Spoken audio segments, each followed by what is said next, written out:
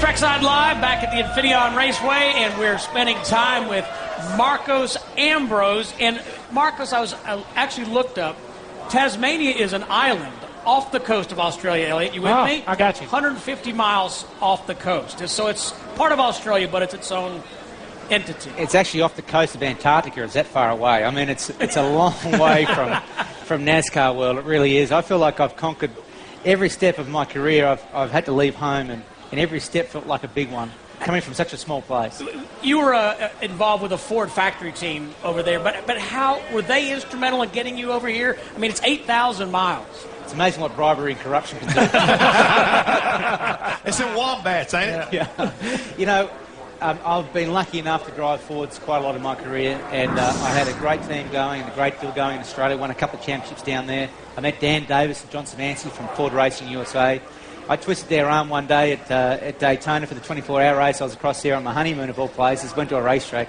Imagine that. My wife's still mad at that, but anyway, I thought it was a great time. We were at Tahiti first, and then we went to the racetrack. So I gave her a week on the island, and then I had a week at the racetrack. I think that's a pretty good deal. Fair. Oh, it's a great deal. Anyway, I saw Dan there, and he asked me what I was doing in America, and I twisted his arm and said, well, I want to race NASCAR, I just don't know how to get there. And he really helped me. He got me across, met a few people, met a fellow called Tad Gashekta, who's part of this JTG racing I drive for a nationwide series. We're doing 4 Cup starts with him later on this year, which we're really excited about. But just from there on in, it just sort of flowed. You know, being a professional driver was never part of the deal. I mean, I just have really stumbled into this career path. Well, you mentioned that. So what was the entry level? What got you into racing even in Australia? Because, again, what were you doing there?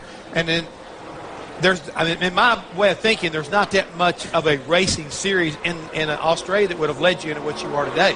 Well, I went to Europe. I raced go-karts first, then went to Europe. My mum thought it was safe to be on 4 wheels and 2, so we sold the motorbike and got into 4 wheels. She hasn't been a NASCAR race. I'm not going to let her come because those races are pretty wide open when you're running 200 mile an hour. But it just really flowed. You know, I went to Europe, raced open wheel cars, came back to Australia. It's got a great domestic series there. It's probably the biggest in the Southern Hemisphere. Good quality cars, good quality teams, about 32 cars in a grid, all road race based. And then I was watching NASCAR. I'm a huge fan of NASCAR, have been ever since I could remember. And I just watched those guys, and I thought, it can't be too hard. You've got to turn left all day. It looks all right. 2.5 years later, I can't get out of my own way on those ovals. I'm having a tough time. But just really proud to be here. I feel like a pioneer, and just loving every day. And every day is just a great day. And if the joyride stops tomorrow and you pack me up and send me home, I still feel like I've achieved a lot and I've had a great time. Well, you're talking about being a NASCAR fan. When NASCAR came out with its 50 greatest drivers, I think 17 of them had driven the 21 car. So being a NASCAR fan, now driving the 21 car, I mean, how does that make you feel? And is this going to open a door or window or something for later on down as far as the year's concerned? Who knows? I know that Little Debbie and the McKee family and the McKee Food Group are supporting us this year, and that's just a great American brand, just superb to be associated with those guys, and I've got to thank them for giving me the chance to get to the Cup level in the first place, here this weekend. Who knows where this is going to end up? All I can do is my best, and every day I wake up trying to say, how can I be better? How can I run faster or be better prepared? All that kind of stuff. So, we're here, we're doing it. I feel like I'm lucky. I feel like I'm covering new ground that no one's done before from my side of the world, and it's pretty cool. Did you bring us any little Debbie cakes? I got heaps. I mean, I got more Little Debbie than you could throw a stick out. I mean, he didn't get that tabernacle by not eating Little Debbie cake. But your weekend of what you anticipate being your Sprint Cup Series debut, pretty tough, rough weekend. I mean, you're doing it about as hard as you can do it. You're in a race car that you've got to qualify on time, 1 lap to hit your marks. And, oh, by the way, you're trying to get to Milwaukee in the Nationwide Series where you're trying to close in on that top 10. Talking about traveling, that's quite a bit of traveling. Yeah, on paper it didn't look too bad 6 months ago. It's like, some guys did it last year, I'm sure we can do that. But it is a lot of pressure, an immense amount of expectation trying to qualify this car in. And, we had a great practice, top of the pile here today at lunchtime, but there's no guarantee to make the race. So first thing I've got to do is worry about this afternoon, get the car in the race solid, and then the rest will take care of itself. We didn't ask him the most important question. How's the baby doing? Yeah.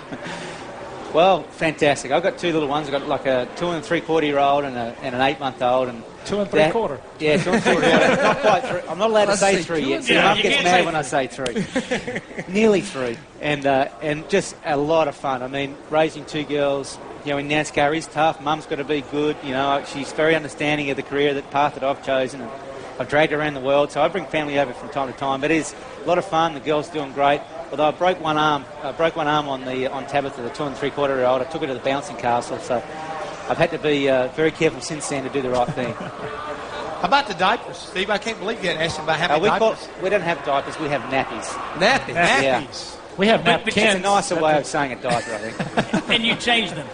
Unfortunately, from time to time, I have been. You had a lot of experience on the 2 under a lot of 3/4. duress. 2 3/4. Yeah. Well, good luck this weekend. Yeah, thank you very much. Yeah, thanks, Elliot. Yes, sir. Pleasure to have you. Coming up, we'll have a former Indianapolis 500 champion, Sam Hornish, joins us here on Trackside Live in Sonoma, California.